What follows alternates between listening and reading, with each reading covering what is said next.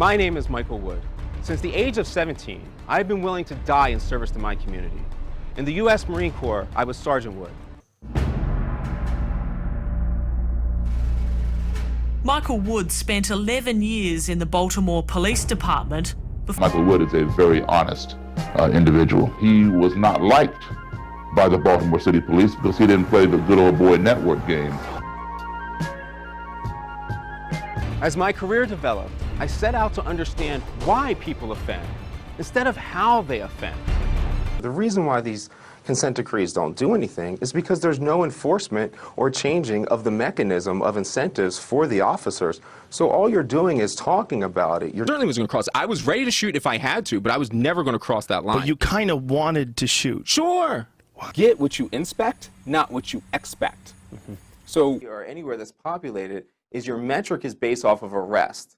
So you don't actually go out and engage with the community, because that would be time that you could be getting the arrest that you're expected to get to prove that you're a decent officer. So you actually don't have any incentive to communicate. Michael, we should be looking for goals to not have people end up in the criminal justice system. Instead, every solution we have is to push them into the criminal justice system.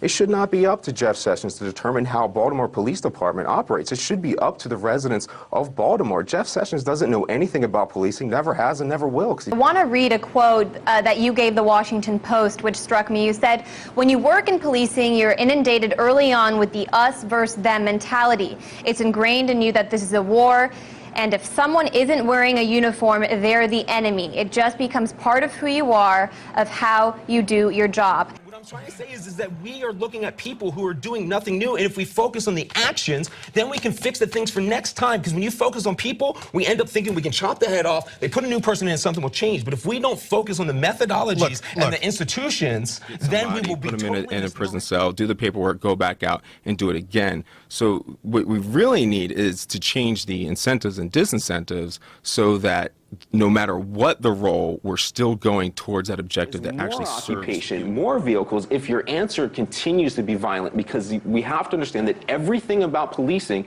is inherently violent. I have come in there with authority and told you what you will do. All right, tyranny. Right, so on our discussion on tyranny, when you brought up the idea of tyranny, I'm assuming you got it because I keep talking about it a lot. And I keep seeing the word tyranny pop up in your Twitter feed. So I keep talking about it because the book that I'm writing is an adaptation or modernization, essentially, of the core kind of principles that Cesare Beccaria started with during the Enlightenment in Italy. And he focuses a lot on a lot of the ideas then were how to avoid a tyrannical government. They didn't want the oppression. Ideas were still formulating about what that totally meant. And my effort to update that has resulted in a lot of thinking about tyranny and what that means.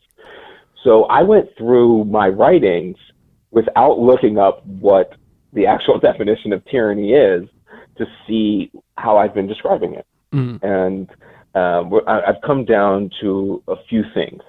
When legislation becomes a matter of interpretation, then that is the pathway to tyranny, and tyranny being an oppressive government or an oppressive system that rules over another's actions in cases when it's not absolutely necessary.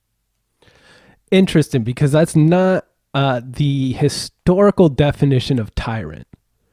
Okay, so let me give you one example so we can kind of get a base of what I'm talking about. Beccaria hits on this idea that goes completely antithetical to America, and I think he's absolutely right and had it right in the 18th century, and we really screwed this up, and that is judges and magistrates being able to interpret law, or anyone at all being able to interpret law. And that is a direct path of tyranny. And the case of how we get that now, when you can see the easy examples, is that our entire country is torn over a bunch of these case laws that are really the tyranny and dictating of a powerful oligarch of judges. Brown versus Board of Education, Citizens United, Dred Scott, Roe versus Wade, Miranda warnings, the DC versus Heller, Plessy versus Ferguson. All of these things are not rules and legislations created by society. These are handed down by the absolute power and authority of an oligarchy, and that is wild. But you mentioned that, and this was, I believe, our previous episode, that, you know, when you look at the history of human governments, it's generally an attempt to implement the ideas of sort of an elite few, right, of really educated people, or people who have authority in that particular society or social system prior to the establishment of government, correct? Correct. And it sounds like you're okay with that in terms of what you're trying to do with policing, right? Your point is, look, I'm not trying to be a dick here. I just actually know what I'm talking about. Right. This is in how, though. So what he's talking about in an overall philosophy is that these few people who codify laws are the legislators. And that makes sense. And what the whole kind of idea with policing is, too, is that the people determine their outcomes, and you need experts on how to achieve that outcome. And this would be elites through representation in the same way. It's kind of his philosophy. And I don't have an objection to that, just like I don't with the policing thing. So the equitable representation of the population should be telling what the elites, what the outcomes they demand are. And then those elites are actually tasked with getting that accomplished and achieving those outcomes, because the eliteness and the power is only derived from the authority granted by the people. But that is essentially the... I don't know if I'm right. I'm making this shit up, dude. No, I mean, I don't think you're wrong. I mean, that's what I'm doing. I'm writing a book of philosophy. I'm making it up. We might be beyond the realm of right and wrong in a conversation like this. But I do think, one, there's no way you can get away from judicial interpretation in our system, specifically having been derived from the English common law system, which is to say that when largely English immigrants or colonists came from England, they essentially established the same system of law that operated in their context, in no small part because the colonial experiment itself was authorized under that system of law. And so the sovereignty of that colonial project still rested in the English crown and its system of law, which was governed by this judicial tradition of the common law system. And so obviously no objection. And so that wasn't going to change. But I guess part of why I want to talk about the idea of tyrant is because I'm concerned that it's being used in a sort of absolute way, where it's not tied to a particular contingency or experience, but it's treated as though something can be sort of tyrannical essentially. And historically, the idea of a tyrant really just meant a single leader over probably a city-state, considering the historical time period we would have been talking about, who probably came to power through means of force, not necessarily, but in either event, it didn't necessarily have a positive or negative connotation. And I'm inclined to agree with Thomas Hobbes, who says that when people like their monarchical ruler, they call him a monarch or her a monarch, or a king and queen. And when they don't like them, they call them a dictator. Tyrant. or today we might say a dictator, an autocrat, right? And so if we don't have a more sort of contingent definition, something that is actually tied to a practical experience, it becomes this kind of moralistic word that we're supposed to have some particular orientation that starts to become theological, right? Like we're supposed to believe that it is good or that it is bad. And good or bad in an essential way, not tied to its actual operation. Tyranny is irrelevant to its outcome. Yeah, I mean, I think that is a fair way to put it. Okay. And so it raises the question of what does it mean to say that something is tyrannical? Does it mean that we don't like it in the sort of Hobbesian construction, or does it mean that it's actually problematic? Because I actually think that the interpretation of law by the judicial branch of our system of government is the very thing that has allowed this experiment of the United States to continue as long as it has. I think the judicial branch, more than anything else, has preserved the United States. And as we can see with respect to the way we debate our executive, it's clearly not the executive branch that holds us all together as a society. I really do think that it's the ability to go to court and have your day in court, and win or lose, you at least got a chance to be heard, that has more than anything allowed our system of government to continue to the present. Okay, well then in my opinion, you're making the case that tyranny has enabled the American system to survive.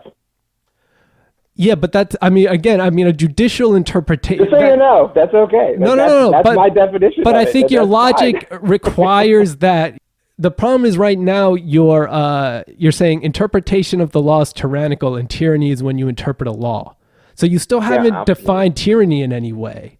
Sure, You're just whenever applying there's a rule, the label. I'll get it would be whenever there's a rule over another's actions that isn't absolutely necessary. So another example of this is broadly, the principles of a modern democracy and the judicial system is designed to prevent the tyranny of the majority, and has instead crafted that into the tyranny of the elite. It's sort of designed to prevent the tyranny of the majority, but to the extent that's a democratic republic. That's why democracies don't work, because part of addressing tyranny is addressing the problem that democracy doesn't actually work. But again, we're defining tyranny in an absolute. We still don't have a definition of tyranny yet. When a non-circular one one given over an individual that is not necessary. Okay, but who is the determiner of whether a law is necessary? Because at this point, we have to craft each one. Yeah, we'd have to look at each one. But at some point, this is really a question of sovereignty with whom the legislative power lies, right? And legislative power simply means the power to make laws. And to the extent that you create a system, and in our system, those sort of traditional elements of sovereignty, the executive function, the legislative function, and the judicial function are spread across three branches of government so that they don't rest in any single person or entity. We still need to define, we still have to ask, in whom does that power lie, and who gets to say whether or not a law is necessary? Because once you establish a system of government and you divide these duties however you will, whether it's in a single entity person or whether it's in three separate co-equal branches, the way we have attempted to do here in the United States, you've essentially created a power and said you have legislative power, you have executive power, whatever. But then you're saying you have legislative power unless what? Who? At what point and who gets to determine whether a law is unnecessary once you've established the process and body that has that power?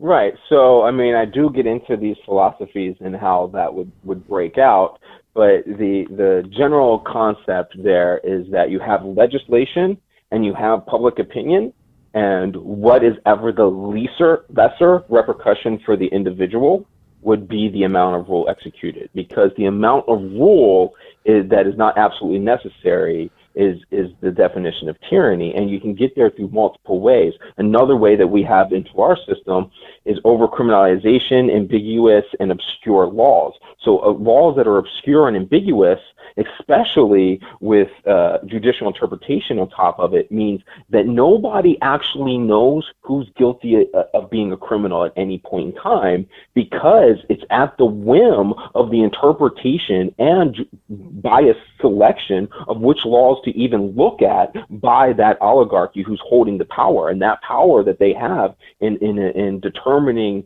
what a law will be that has not been defined is tyranny. So when we recognize tyranny, we have to put in measures to counteract that. Otherwise, we are being ruled and not having an actual democracy or liberty in any kind of way. We're being tyrannically ruled. But I think we're still at we're still faced with the same fundamental problem: is who gets to say whether this interpretation has gone too far, whether it's become unnecessary. Because I don't see how you argue that different individuals don't come to different conclusions on that.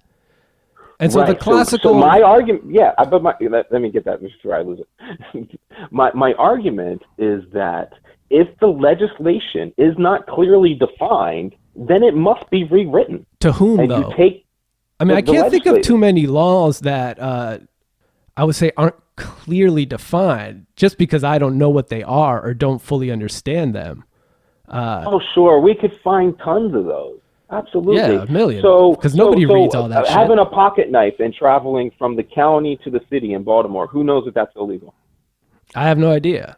But that's certainly not an ambiguous law. But that's what Freddie Gray was arrested for. I understand, but that's not... But if ambiguous. someone... Spring-loaded. What is spring-loaded? Sure. I mean, those are ambiguous laws. So you need laws... Really? That say this yeah, that's ambiguous. No, that's not an ambiguous law. Come on. No, one of the big things with Freddie Gray was whether the knife was actually illegal or not, right or wrong. In the trial that I observed, it was not really particularly an issue. Okay. And we had there's case law that's already been established that whenever any kind of micro jurisdiction changes a law, they can't do that because then it creates confusion with weapons things. So it came from Ohio, and somebody that had a gun in one jurisdiction would go to the next county, and suddenly it would be illegal, and then they'd go into the next city, and then it would be illegal to have that ammo, and there's no way for people to know that. So you can't have those type of laws. So there was that tells you another version of ambiguity and obscurity in a law on whether Freddie Gray, if you would have challenged that through case law rulings, of whether it would have even held up or not that law defining the knife was even a constitutional law or not. But the problem is that whether the law is really at this point, we're not talking about ambiguous law. At some point, we're talking about arbitrary law.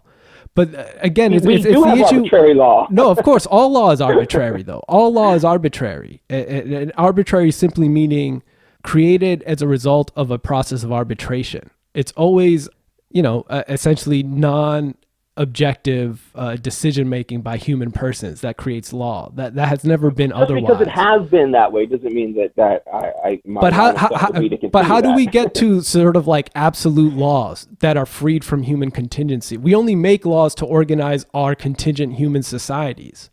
Yeah, we have to recognize that these things are going to change all the time. Which is fine. But that doesn't make the laws ambiguous when they're passed, or inherently, just because I don't know every law doesn't mean it's ambiguous. They're also published. Is that ambiguous? Well, the language of it is confusing, but that's also why we have a judicial branch. Because so you might say that the Second Amendment is ambiguous, but once you have a judicial decision, that resolves the ambiguity. Though other legal questions might arise, but we also have a process for resolving those ambiguities as well. No, it did not resolve any ambiguity, and you're going down like a fallacy of the gaps pathway, where you just keep putting band-aids on each gap. But remember, each time you fill in the gap... But the premise of your critique is that there's like a right set of laws that wouldn't fall into this trap. I'm saying that there isn't any way to avoid this. Cool. The second because the second you say, I don't know what the Second Amendment is saying and we need an interpretation, is that's when you rewrite it. No. But that's, you see, it's funny because you describe yourself as a postmodernist, but you definitely still have like a modernist view of language where words can be conduits of truth as long as the grammar is precise. But I think that the postmodern critique, that language has no such capacity to deliver that sort of absolute objectivity, is correct. And so there's no way to word it in a way that no, can't no. be. There's no way to word anything in a hate way when that people say can't can't. raise various interpretations.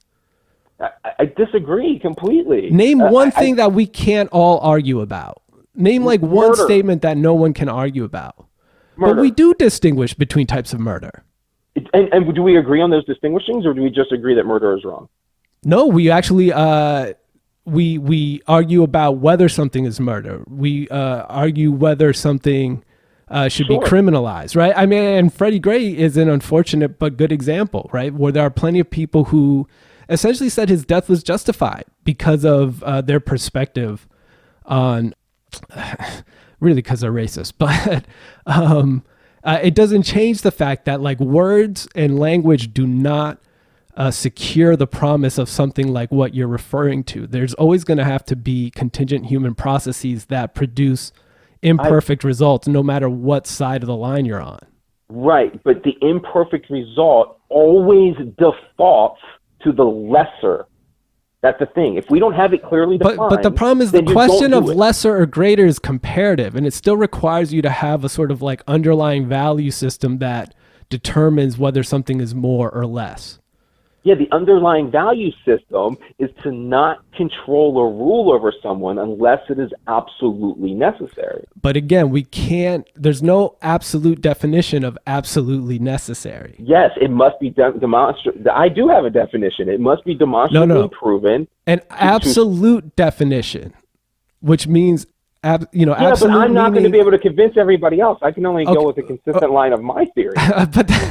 but then that makes you the God figure, right? Now the question of whether we acknowledge the Well, we truth of already the settled theory. that I was messianic. That is true. We have, but This this is settled. is Did you this just is get in line? and this is why I try to like get people to see the distinction between truth and fact, because at some point you're reduced to articulating a truth that is not tied to fact, because you want the thing you're saying to be what a fact can never be, which is absolute.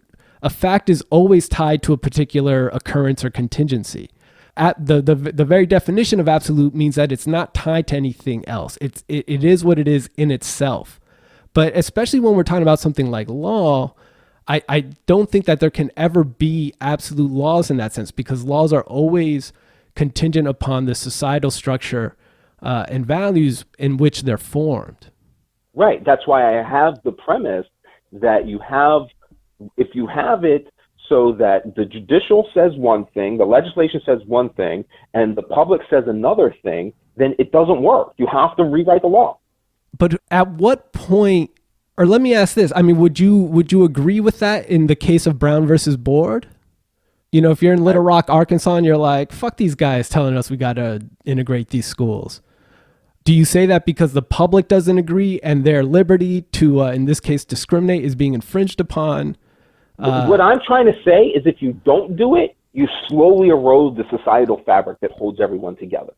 Maybe, but there is a question of whether that societal fabric is what we think it is. I don't care that you like the outcome. I care about methodology. And just because we got a good outcome from a shitty methodology doesn't mean we stick with it. Yeah, but it's not clear that you have presented, let's say, a methodology. Yes, I'm writing a whole goddamn book on it. You're giving me the whole I want it in 30 seconds thing. No, we've been talking for almost 20-something minutes. You haven't, but you haven't articulated a sort of absolute system that doesn't fall into these same traps. Like there always is going to be the possibility that people don't like the outcomes or the system. Sure. So is your system You then have to still redo it. tyrannical as you've defined No, because it? my system says when you hit that point, it must be redone, just like it does in policing. You automatically have to redo it. So you're like Jefferson, like the tree of liberty must be refreshed with the blood of patriots. Hopefully not with blood, but I mean, it seems to be that they make us do that. Yes. Yeah. I think I've read a lot of Jefferson, and Jefferson was heavily influenced by Beccaria, and you'll see that in the book. A lot of our philosophies come from Beccaria's influencing on Jefferson, and we've lost a lot of the good things that he influenced Jefferson on. But yeah, I'm of that belief because I mean, fundamentally, being a postmodernist, I think that we operate in the theory of under chaos theory, and these variables will change so rapidly that we constantly have to refresh what we're talking about, while also doing this complex thing of making sure that none of these rapid changes of opinion lead to us redoing something too rapidly because we just went with a current flow like Russia. No, yeah, I mean, I agree, but I think that's precisely why you have a system in place, like, the legislature makes laws and the judicial branch interprets law and the executive branch executes law. I mean, what you're describing is a process. Interpretation to me is a pathway to tyranny, and it's clearly defined, so that way cannot work. I'm still with the legislators. But the problem is that to the extent that the legislators express their law in language, and language can always be interpreted, language is always an act of interpretation. I mean, I think that's the fundamental problem, is that your view of language doesn't allow for your chaos theory to also impact the way you understand language. Sure. So, you have to define the language. Yeah, you have to define it, and that's going to only work in a temporary status. So we can go. But let me ask this then, because we do have systems of law that essentially attempt to do what you're describing, and you find them throughout places that used to be under Roman rule, but also in much of Latin America, where you have what are known as civil law systems. But I certainly have civil law roots. Yeah, definitely civil law roots, and a lot of them still have essentially civil law systems. But I don't think anyone would say that there's never tyranny, if we want to use that loaded word, or problematic laws. I don't think there's too many people who say, like, no, Latin America has it all figured out. No, we're going to make mistakes. That's what I always want us to remember, though, is that, yeah, this system is flawed, but be honest that it's the best we can come up with, and it's flawed, and if we come up with something better, then we adapt to better. But it's kind of like the scientific method and everything else. We're going to go with the best system that we have. But I guess let me ask this. I mean, in light of the fact that we have examples of systems more along the lines of what you're advocating, where the laws are at least attempted to be sort of more precise and more specific, and not sort of applied in this broad interpretive way, in the way that especially case law can be applied. Mm-hmm. Do you feel like those countries are so much more successful in whatever the aim is, relative, say, Britain or the United States or Canada, that we would have to abandon the system of common law, which I think has flexibility that civil law systems lack but need? I mean, ultimately, I think I'm going to be pulling from both to say that there are better ways going forward using the best a hybrid of system. Both. And I think that's what everything is. I think everything is identifying a balance problem and figuring out how you counter that balance. And so the only way to counterbalance the tyranny of complex and ambiguous law is to say either you meet the specific, clearly definable, clearly you met these parameters, and if you don't, well, then you didn't commit a violation, and it's on us to figure out how to fix that in our legislative code to make it clear. If we can, it's kind of like it's codifying the reasonable doubt in an objective fashion. No, I mean, I think what it codifies is an anthropological assumption that human beings are basically good. And I have that. And we should only limit their activity. The problem is, I don't know that the history of humanity suggests that we are inherently good in the way that theory would seem to argue. Because I think when you look at the history of humanity, it's the history of waiting for somebody to come over the hill and hack you to death with an axe or sword. That's mostly how human history has unfolded. It's why we've always lived essentially under imperial rule. I think we've been told a lot of that, but that our entire reason why we are the most dominant species on this planet is because of our extreme levels of nonviolence and cooperation. We are the pinnacle of cooperation. But the periods where the greatest level of nonviolence and cooperation occur generally follow after the establishment of some form of civil order by an awful lot of people with weapons. And I would say that the overall trend of humanity from the time we were freaking, some Apes. kind of weird little pre-ape thing. Well, we're still apes, so we got to go pre-ape.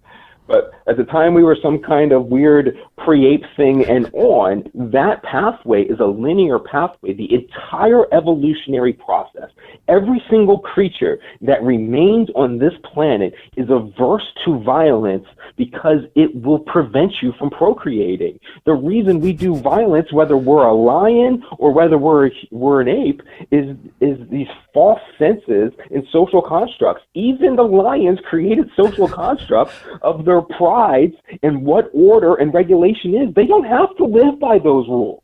They don't. I don't know how much lions don't have to live by that. But I think at this point now you're the one being a Hobbesian, because the premise is that human beings will always do what most ensures their survival, which is obviously a basic evolutionary tenet as well. They won't always do that. If they don't, they won't survive. Yeah, but you see, but we know from the self-destructive nature of human beings that my survival isn't always the thing that drives all actions and decisions. There are self-destructive natures of the individual human being. That's fine, but again, not of the collective. Collective. But we have to admit that the collectives have often gone to war against other groupings of that same collective, and that all because of social constructs. No, of course, but we're a social animal. We don't exist outside of those things, and so and so we have to also. That's not our nature. And so we have to. Well, there's no nature in an absolute sense, right? There's no human essence. Sure, there is. You love your child and you're flooded with endorphins when that baby comes out because it has a big ass head and it can't survive on its own. Or you get postpartum depression and let it die. Well, yeah, sometimes. Okay, so I'm just saying it's not as I think you're right. There's basic sort of evolutionary or social parameters that often operate, but they're not absolute in this way. No, there will always be statistical outliers, no matter what. That's why you can't panic about statistical outliers. They will exist. It's a guarantee.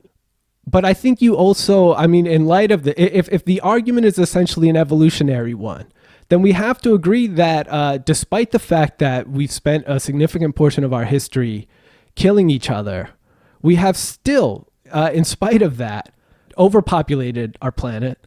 And if we're thinking about the success of our species or the role of government as sort of essentially ensuring the biological existence or continued biological success, then the question of oppression or violence is frankly irrelevant, because we've always had oppression and violence, and yet we've continued to increase in number and spread in terms of the amount of territory we control or dominate as the top of the food chain. Yeah, we're so fucking good at being cooperative and nonviolent that despite these crazy things, we still continue to rise. Yeah, so, but I don't think that the cooperation and nonviolence is a separate phenomenon from the violence, right? They're all sort of part and parcel of human existence. To the point that they get less and less violent. Well, in some ways, patently we get less and less violent. Patently. So I think that's true in the last few hundred years. Yes, sure. As much as we can track it. That's a small slice of time in terms of broader human experience. Don't forget that we teamed up with the wolves to go ahead and do a mass extinction of Neanderthals. That didn't go off non-bloody. No extinctions go off non-bloody. That's usually... I'm just saying, we kind of did that. That was a global murder, just for the record.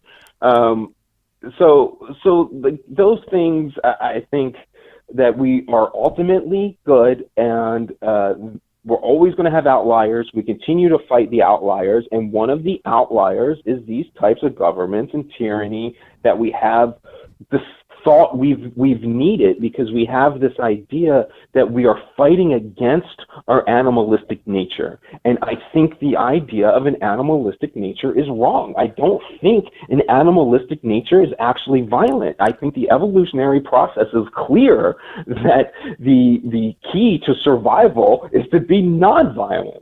I think the reason I would disagree with you is that I think your argument takes for granted the sort of level of material, both expertise and resources that we have achieved at this point in history. When for most of history, almost all human beings lived at a sort of subsistence level at best. And this is even after something like the development of agriculture. In a context where survival is still a fundamental concern, as a result, I don't think that we are as inherently, not because we're not like given to cooperation, but because other concerns start to take over. But and so I worry about theories that sort of rely on. I don't believe in rational choice theory, so you're not going to get me to go anywhere. No, that's fine. It's not a question of rational choice. It's actually the opposite. I mean, even if you take our sort of view of rationality, which isn't absolute, right? It doesn't like bring you on its own to a specific truth that we're all supposed to know. If it's just simply a faculty for making calculations, even on the basis of your own science-based evolutionary understanding of human beings, the survival concern and the immediate survival concern of the individual will tend to outweigh the collective one. I'm not sure that's true.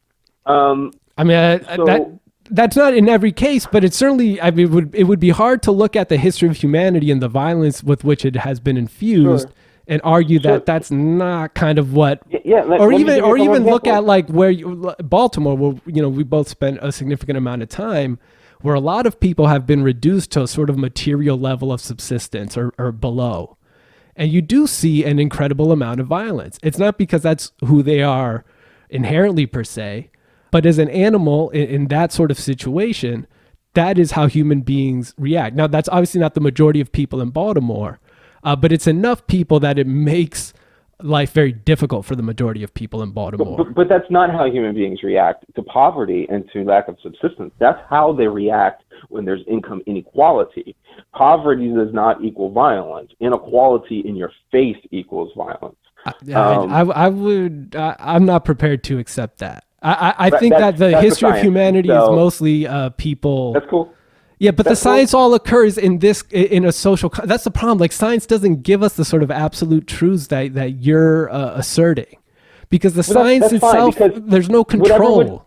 Whatever would be true would be in a different era than the ones that were in a different environment and circumstances than we're in one now. So any of the contemporary circumstances, which we understand, that it's just simply that aspect is not true. Like, it's inequality in your face that causes violence. And when we're talking about like the whole idea of us coming up, it's not that we have this violent response to things. What percentage of the people? But you see, what's interesting about this? Hold on. But wait. I got two examples. I got to get out. The problem is that inequality is an Enlightenment value and concern, right? Human beings didn't necessarily think in terms of inherent equality before the Enlightenment.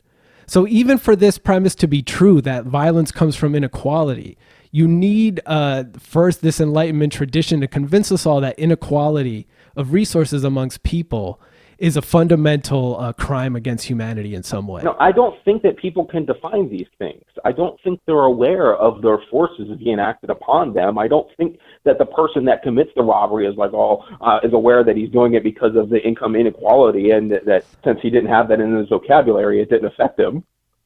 Yeah, but again, if inequality is driving it, it has to be sort of a basic premise of anthropological existence.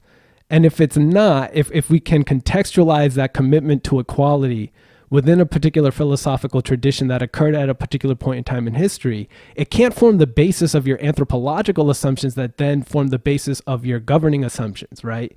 With respect to an issue like tyranny and law. Right. So if you're fighting for literal survival of maybe food or something like that, you'll go into fight, flight, or freeze responses. Okay, the vast majority of people are flight. Yeah, flight. The vast majority are flight. Then it's freeze, and then a very small percentage of the people would even contemplate fighting. During the World War I, they had like a 10% success rate that a soldier would even pull the trigger to shoot a bullet at the enemy. By the time Vietnam came, they had it up to 90% because they manipulated our muscle memory and tricked us into being violent. Sure. We are not violent. I don't think we're like violent isn't the word I want to use. I don't think that as an animal we are sort of like inherently aggressive. I think there are things that can make us aggressive, but I do think that we are an animal that is given to violence because of our inherent irrationality, frankly. It doesn't make any sense to me that we're given to violence. Like, I don't know. I hear that a lot, but it doesn't make any sense to me. Like, we are living in this incredibly safe era. Today, we are living that in no small part because a series of intellectual traditions that asserted the opposite of what you're asserting. Not that humanity is inherently good, but that the flesh is inherently weak, have educated society to a point where like we have this sort of broad system of social cooperation. But it's hard to read something like even Machiavelli's The Prince, which wasn't frankly all that long ago in the span of human history, and think like, yeah, we've just always been this cooperative, nonviolent bunch. No, I'm not saying that you didn't have a chance where that inequality wasn't more dramatic in the past. Whether someone has an apple and you don't definitely sets an inequality balance where you're going to want to fight if you're all starving for food. And that was definitely a bigger concern in the past. But that wasn't because the success didn't arise out of the violence. It happened despite the violence, just like policing. Like, this is the idea that violence is ever the answer, and it simply is not. Whenever we enact violence, we do harm to all of us. Yeah, I mean, I don't disagree with that. It's just not clear to me that anything, even the system that you're asserting, wouldn't require that violence. I'm inclined to agree with Foucault. Why? I understand. Why does it require violence?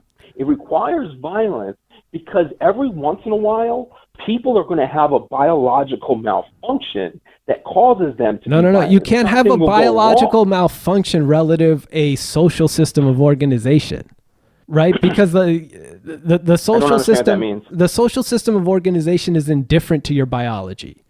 So if you say that it's a biological malfunction, then what you're asserting is that the biology otherwise itself drives a particular system of social organization, that if you then have a malfunction in your biology that you don't conform to. Well, it doesn't matter. No, it doesn't matter, because if we're living in this social construct and you're under this societal agreement, then you have to conform to these aspects, and part of that is your biological happening.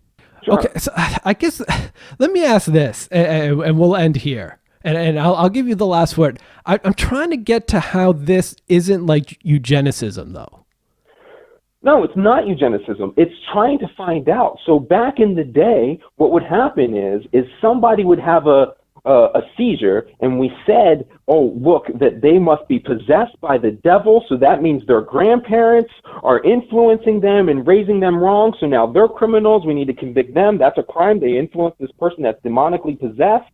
And now we find out, oh gosh, it's medical. Go to figure. We've had people that have gone and done crazy things where we get these ideas in our head and we say, oh, that's not like him. I can't believe he would do that. Yeah, of course, because it's a biological malfunction. That's that person. But the eugenicist doesn't believe in demonic possession. The eugenicist believes that there are good biologies and bad biologies.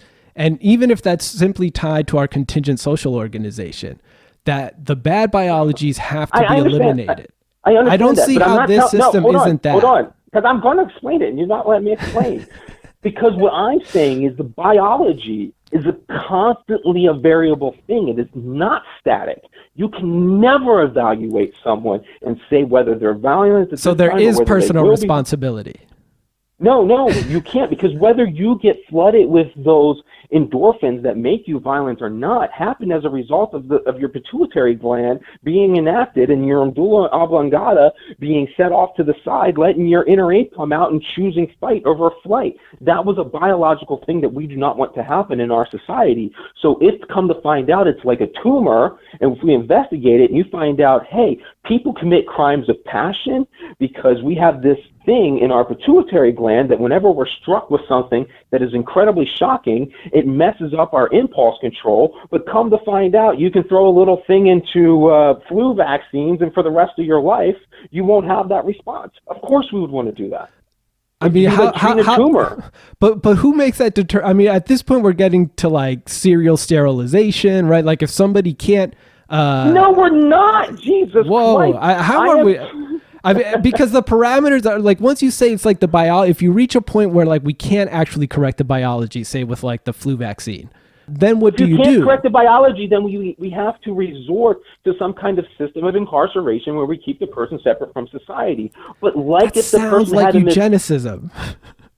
No, because they're just being convicted of the crime, and we're going to go through and continue to investigate it. It sounds like One Flew Over the Cuckoo, right? That's the title. One Flew Over the Cuckoo's Nest, Two Flew Over the whatever the right. But the if you commit is. murder, even in your stance, if you commit murder and you go to prison for the rest of your life and you're treated like a dog in a cage, versus if you commit murder and you go into a hospital where we constantly try to investigate what biology went wrong and what circumstances led up to you going into a condition that calls you to do the most thing antithetical to being a human being possible. Like that. But you also have to acknowledge, Mike, like we are not today anywhere near a level of sort of biological knowledge sophistication. Where That's we why you could have to study it. No, So, I know, yeah. but Mike, you're right. We have to study it. But that study, like, we are at best at like the nascent stage of our understanding of human biology and certainly of the human brain. It's going to be like 200 years before we get to where you're at. Yeah, but still, that gives you the idea that these people are patients, not criminals. Yeah, but it's not clear that you will inevitably deal with them differently, or that it even matters if the goal ultimately is that we have to like choose the people with the best biology for the arbitrary system of social organization that we've established. It doesn't matter whether we make them criminals or patients. You son of a bitch. I did not say that. I am not saying to choose biology. I'm saying to recognize. But once you set up a system of social organization that has certain rules, and if you say that your behavior is purely dictated by biology, plus experience, then at some point you're saying that you have to choose the biology that fits the arbitrary system, not the other way around. In which case you're still left in a eugenicist stance. I mean, the only difference is you don't want to kill them. No. I spell this out and you're not listening to me. Only crimes of violence. That is predefined. But why? But why privilege violence as opposed to other sort of antisocial acts? Because the other things are not a biological issue like that we need to investigate to prevent the harm to society. If your biological issue is something that doesn't hurt anybody else, then what the hell do I care? That's what I'm saying. It's not eugenics. We're talking about trying to figure out why violence is caused. And every time throughout the course of history that we have found a solution to why violence was caused, it was biological. I don't know that that's It's not an issue of personal accountability. It is true. How do you account for how do you account for violence of the state, military violence? Because I mean, that's not as simple as the biology of these soldiers force them to invade that country, right? There's an entire rational process that takes place prior to the decision to send the military. Right, I understand that, but that's why, like the World War I examples, is what they did is they used and manipulated our biology into killing. No, I mean, there's no question that you can train somebody to be a better soldier than when you simply conscript them and say, "Here's a gun." Right, but I'm not arguing with that. I'm saying like even before World War we have thousands of years of violent history in which armies faced off against each other. And so it's simply to say that violence is not purely a function of individual action. No, but someone pulls those triggers from up above, and that's who you hold responsible, is the emperor that does that. You're having a biological malfunction to think that it's okay to send those people to go kill those individuals as well. But again, I mean, outside of an arbitrary assumption about what our social organization should look like, or even what our interrelationships should look like, on what basis do you say that's a biological malfunction? Because that would seem to require sort of absolute sense of what the biology is supposed to achieve. But the absolute sense is the absolute sense is tied to your arbitrary social organization. No, right? There might be people who don't want us to cooperate. And so what is the measure for determining the sociopath who's like, fuck this. I'm just okay, going there are sociopaths. Is that not a biological malfunction? Only if you assume there's a way the biology's supposed to play out. Yeah, it's supposed to play out in the evolutionary standards that's not violent to the societal bond. But evolution is not God. No, evolution is not God, so it cannot be relied upon to provide an absolute standard for how we're supposed to be. Evolutionary theory on its own terms says that this is all sort of a matter of accident and randomness. It's not leading us anywhere. So there's not a right biology and a wrong biology. If the sociopaths kill all the non-sociopaths, then that's an acceptable evolutionary result. Evolution doesn't require that the species survive. But it does. It requires it to procreate. No. The species procreates and then it evolves, but it doesn't mean that, right? Like the distinction between evolving and devolving is arbitrary. Like it's not to say like maybe we ended up in. I don't know. I think you take my ideas and you twist them in a way that isn't like at all what I'm saying. No, I know it's not what you're saying. I'm just trying to push on some of the terms so that we can define you're them. not listening. But it's not pushing it. It's violence. So part of our societal contract, okay, this is the most beneficial societal contract. The point of us having societies and having communities is to establish a societal contract that is mutually beneficial to us all. So I'm not saying that you must conform to our societal contract. What I'm trying to say is that our societal contract needs to treat issues of violence like the medical issue that they are. And if you don't believe that, fine, fuck off. Don't participate in this societal contract. You can go be a psychopath on some island and do whatever you want. But if you're going to be in our society, then we are looking at the medical causes of violence, and we're not going to treat our prisoners like criminals. We're going to treat it like it's a medical issue, and we're going to pursue trying to make sure these conditions don't evolve, and if it's something we can treat medically, then we will. I understand. I think the problem is that the way you use societal contracts suggests a sort of absoluteness to that vision of social organization that ignores the fact that we didn't talk about social contracts until the Enlightenment. It's not. But they existed. No. A social contract is just something that we say, and that we look at history and then we pull a bunch of examples together and we say, see, this is social contract.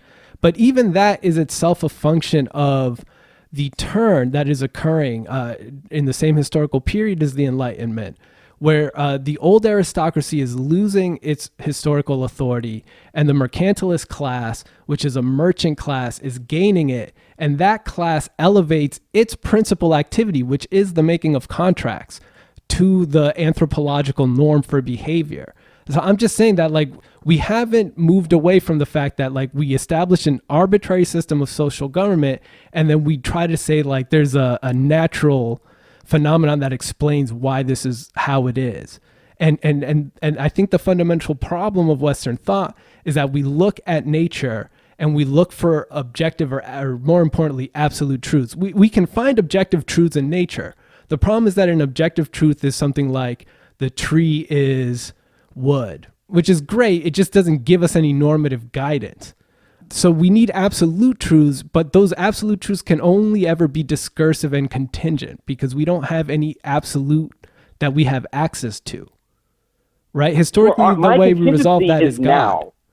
So my contingency is now. Okay, so that's a more interesting. So then we're moving away from an anthropological premise. Sure. My contingency is always like I want to go in. In policing, I say it should be 5, but maybe 10 years, where it's always relevant to now. What does the Second Amendment mean now? And if we can't say what that means in this context, then we got to rewrite it. All right, I'll let that be the last word.